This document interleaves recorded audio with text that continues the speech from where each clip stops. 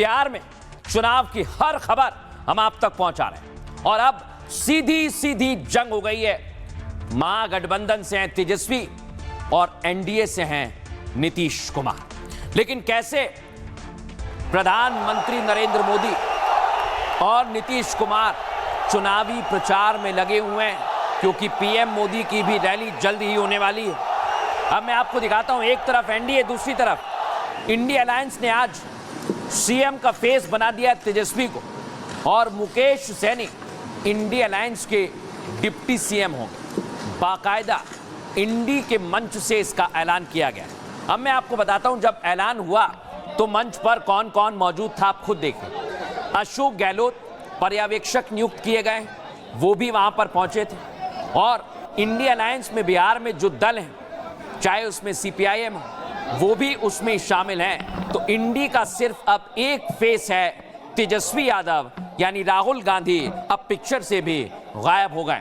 वही मैं आपको दिखाता हूं, ये पोस्टर लग गए, चलो बिहार बिहार बदले। अब इसे लेकर दावा किया जा रहा है कि इसमें कहीं भी राहुल गांधी नहीं, यानी राहुल गांधी इस पोस्टर से गायब हो चुके हैं। और इसे ही लेकर अब सवाल खड़े होने लगे हैं कि आखिर राहुल गांधी और पूरी कांग्रेस पार्टी बिहार में है कहां पर। अब मैं आपको दिखाता हूं, ये आप देखिए, कांग्रेस पार्टी का विरोध लगातार हो रहा है और अलग अलग जगह पर ऐसे ही कांग्रेस प्रभारी कृष्णा अल्लावरू का विरोध हो रहा है।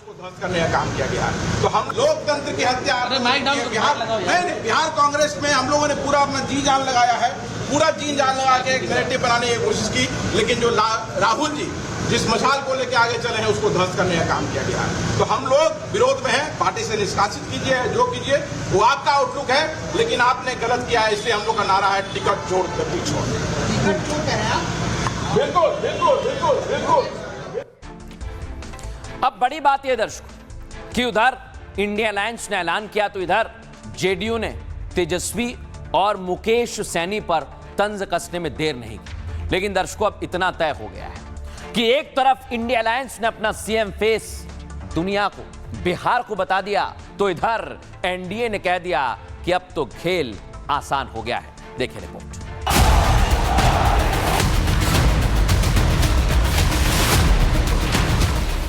बिहार में कल से मोदी की आंधी आने वाली है। मोदी के डर से अब इंडी ने नीतीश वर्सेस तेजस्वी का ऐलान कर दिया है, क्योंकि राहुल की तमाम कोशिशों के बावजूद पार्टी ने हथियार डाल दिए। कांग्रेस ने तेजस्वी को महागठबंधन का सीएम चेहरा बना दिया। सरकार बनी तो वीआईपी के मुकेश सैनी डिप्टी सीएम बनेंगे। अगले मुख्यमंत्री चेहरे के रूप में तेजस्वी यादव जी को हम लोग सपोर्ट करते हैं। मुकेश सहनी जी ऐसे नौजवान को हमने तय किया है, वो उप मुख्यमंत्री होंगे। साथ में बहुत सारे समाज भी हैं, सामाजिक इक्वेशन अलग तरह की है, तो जो अन्य सामाजिक वर्गों के लोग हैं उप मुख्यमंत्री और बनाए जाएंगे। जिसका सीधा मतलब ये कि सवर्ण वोट भले ही महागठबंधन को देगा, लेकिन तेजस्वी की सरकार में उसका कोई डिप्टी सीएम भी नहीं होगा। तो सवाल ये कि क्या तेजस्वी ए टू जेड की सियासत से पीछे हट गए? सवाल ये भी कि किसी एससी एसटी के नाम का ऐलान क्यों नहीं हुआ? डिप्टी सीएम के लिए कोई मुस्लिम का नाम भी नहीं हुआ, जो कुल वोट 18% का है। इसकी साफ नाराजगी दिखी जब बैनर पोस्टर में तेजस्वी दिखे, लेकिन गायब राहुल हो गए। भैया राहुल गांधी के बगैर कोई औचित्य है क्या? राहुल गांधी के तस्वीर पर ही वोट पड़ने हैं, किसी और तस्वीर पर वोट नहीं पड़ने हैं। राहुल गांधी जी का सिंगल चेहरा होना चाहिए और अब गठबंधन में सबका होना चाहिए। अब दर्शकों, एक तरफ इंडिया अलायंस ने नीतीश कुमार पर निशाना साधते साधते तेजस्वी को सीएम कैंडिडेट बना दिया है, लेकिन इसे लेकर बिहार में चर्चा गर्मा गई।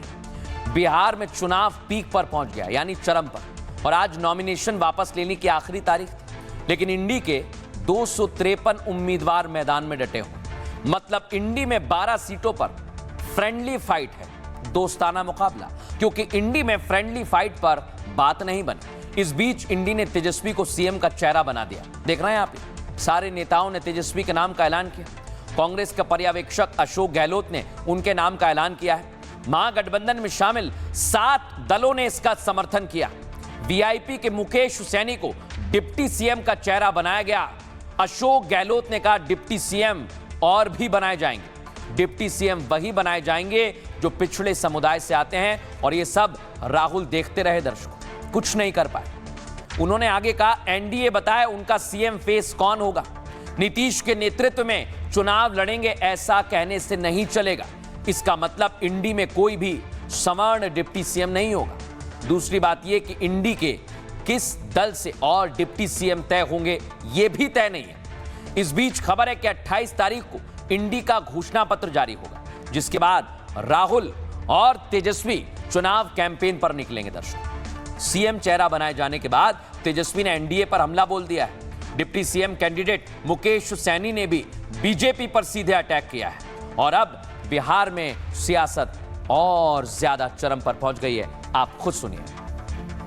नीतीश जी के साथ जो है, जो अन्याय हो रहा है एनडीए में, एक बार भी कोई भी जॉइंट प्रेस कॉन्फ्रेंस जो है नहीं की गई है, और ना ही ऑफिशियली रूप से मुख्यमंत्री का चेहरा घोषित किया गया है।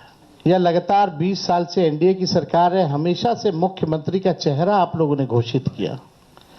आखिर क्या कारण है कि इस बार आप नीतीश कुमार जी का मुख्यमंत्री के चेहरे का नाम का घोषणा क्यों नहीं कर रहे? कि भाजपा ने जिस तरीके से हमारे पार्टी को तोड़ा, हमारे विधायक को खरीदा और एक गलती पिछड़ा मल्लाह का बेटा को रोड पे ला दिया, उस समय से लगातार पूरे बिहार में हाथ में गंगा जल लेके संकल्प पूरे बिहार में हमने किया था कि भाजपा को जब तक हम तोड़ेंगे नहीं तब तक छोड़ेंगे नहीं। तो समय आ चुका है और मजबूती से महागठबंधन के साथ रहकर बिहार में हम अपनी सरकार बनाएंगे। अब दर्शकों, जैसे ही तेजस्वी के नाम का ऐलान हुआ, क्या कुछ कहा जा रहा है वो भी आपको सुनवाता हूं।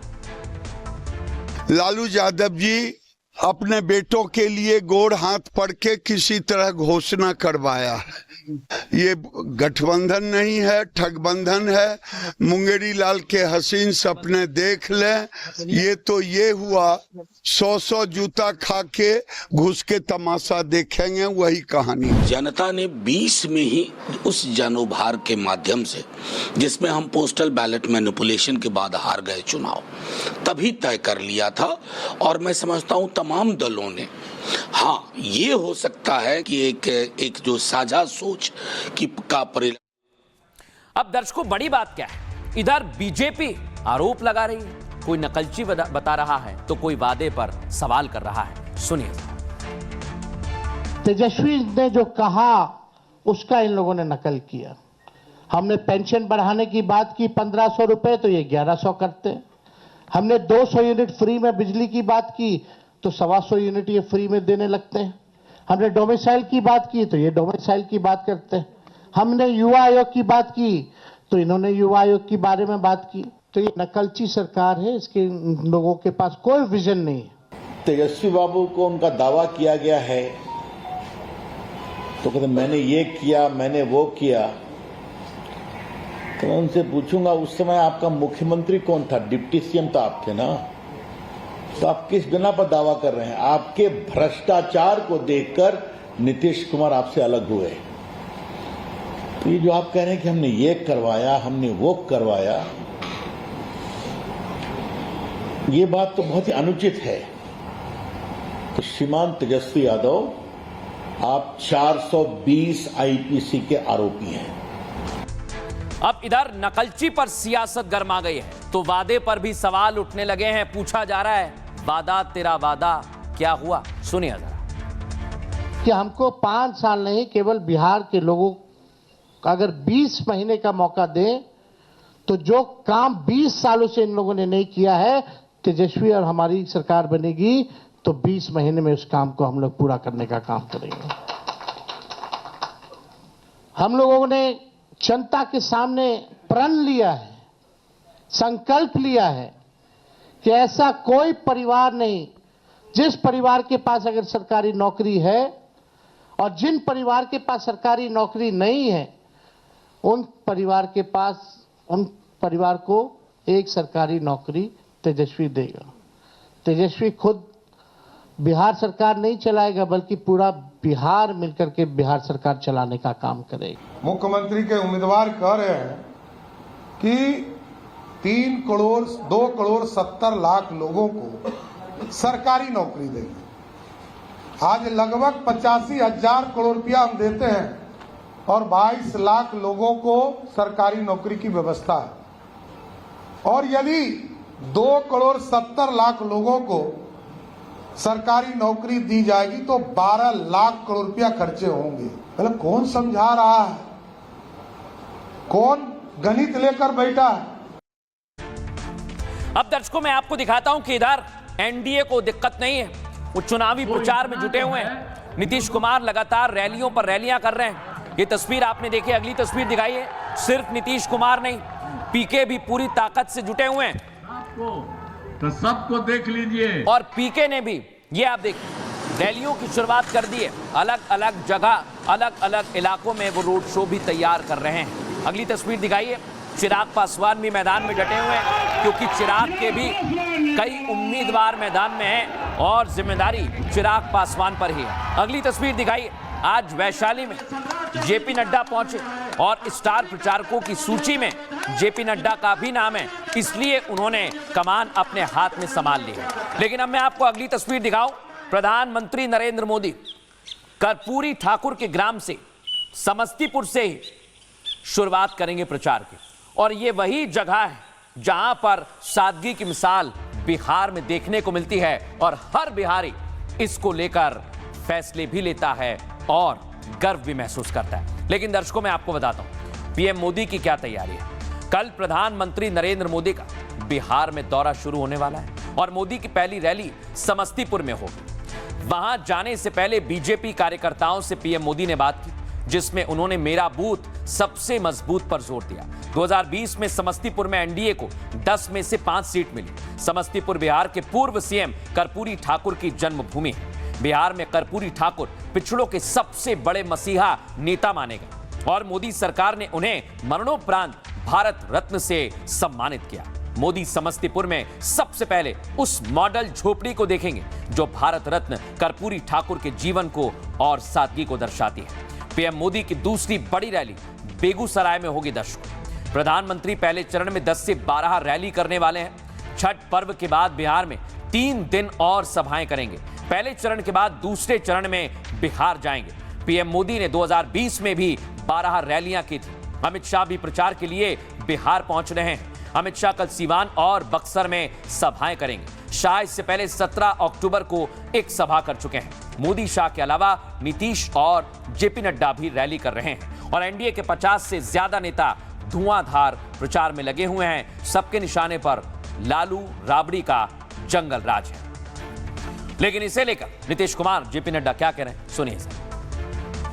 पहले हिंदू मुस्लिम झगड़ा होता था, लोग नहीं करते थे। जब हम लोगों की सरकार आई तो हम लोग तो 2006 से ही कब्रिस्तान की घेराबंदी शुरू कर दी। अब बड़े पैमाने पर कब्रिस्तानों की घेराबंदी की जा चुकी है। अब कोई झगड़ा झंझट नहीं होता है। इस चुनाव में भी शहाबुद्दीन के बेटे को टिकट देना ये अपने आप में बताता है कि आज भी आप गुंडा राज लाने के लिए ललायित हैं। आप बिहार का विकास नहीं चाहते, आप भ्रष्टाचार के गटर में धकेल देना चाहते हैं। ये आपका उद्देश्य है।